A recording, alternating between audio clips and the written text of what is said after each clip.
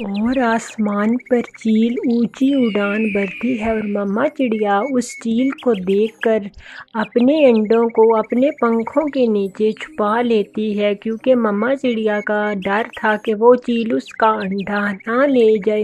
اور جب وہ چیل انڈا لینے آتی ہے اور مما چڑیا اس چیل کو روکتی ہے اور اس سے لڑائی کرتی ہے، اور مما چڑیا اس لڑائی کے دوران بہت ہی زیادہ گھائل ہو جاتی ہے، کیونکہ مما چڑیا تو ایک عام چڑیا تھی اور چیل تو ایک بہت ظالم اور خطرناک چیل تھی، اور مما چڑیا کو گھائل کر کر وہ ظالم چیل وہاں سے چلی جاتی ہے۔ مما چڑیا کے انڈے میں سے بچہ باہر آنے والا تھا اور مما چڑیا کو گمبھیر چوٹیں لگتی ہیں، اور مما چڑیا درد سے ترہاتی ہوئی اڑتی اڑتی طوطے ڈاکٹر کے پاس جاتی ہے۔ میں چڑیا، یہ کیا ہو گیا؟ ہائے میں مر گیا، تم تو کافی گھائل ہو گئی۔ ارے ارے کبلے طوطے بھائی، مجھے چیل نے مارا، میں نے اپنے انڈے کو بچایا۔ پھر طوطا دو قطرے مما چڑیا کے منہ میں دوائی کے نچوڑتا ہے اور مما چڑیا، ارے چڑیا، میں تمہیں دھوکے میں نہیں رکھ سکتا، تم کچھ ہی دیر تک زندہ رہ پاؤ گی، تمہارا خون کافی زیادہ نکل گیا۔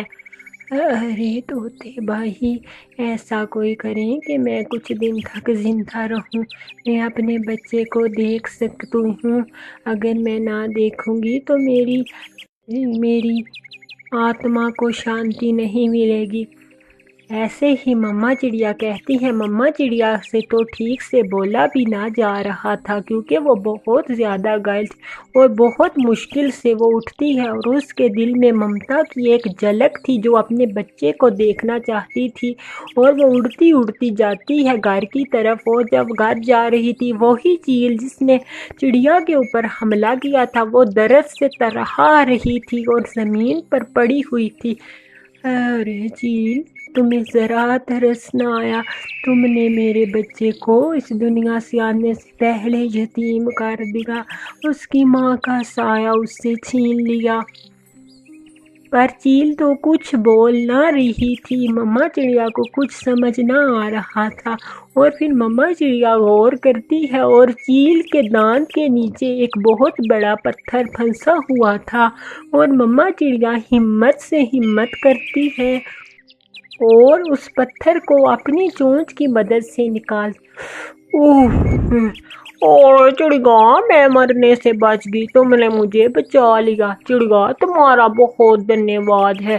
چڑیا، میں نے تم پر اتنا زوردار حملہ کیا جس کی وجہ سے تم آج موت اور زندگی کے بیچ لڑ رہی ہو۔ چڑیا، مجھے معاف کر دو۔ ارے چیل، تم نے مجھے تو مار دیا، پر میرے انڈے کو تم اپنے پاس رکھو جب تک میرا بچہ انڈے میں سے نہ نکلے۔ ایسے مما چڑیا باتیں کرتی اپنا دم توڑ دیتی۔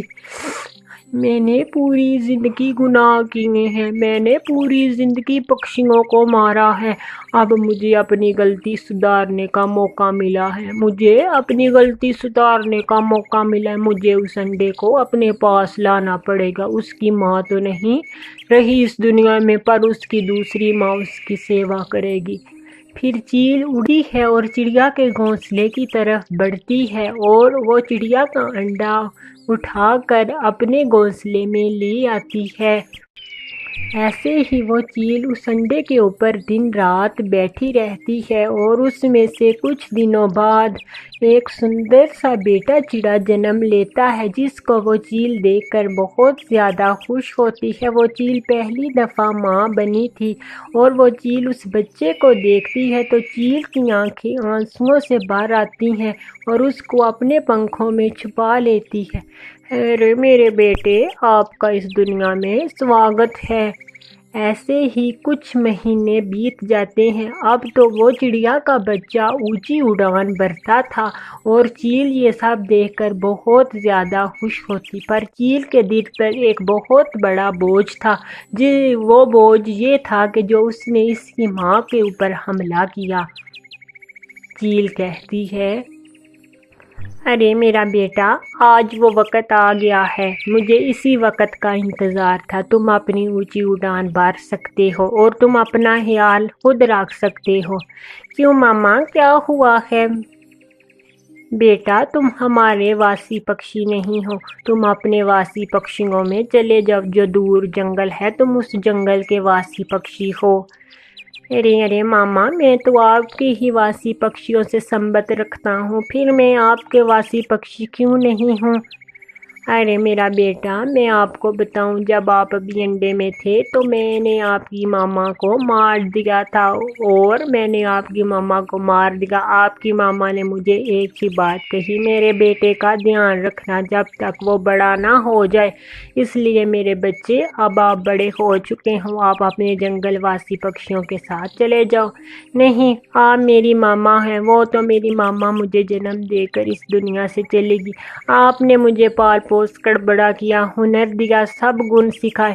ارے نہیں میرا بیٹا، آپ یہاں سے چلے جاؤ، یہ آپ کا جنگل نہیں ہے، ادھر خوفناک چیلوں کا راج ہے، میں آپ کو کب تک بچاتی رہوں گی؟ میرا بیٹا، آپ کو میری سوں ہے۔ ایسے ہی چیل کی پھر وہ بیٹا چڑیا بات مانتا ہے، اور پھر وہ اپنی ماما کے جنگل چلا جاتا ہے، اور چیل کو اب تسلی ہو جاتی ہے۔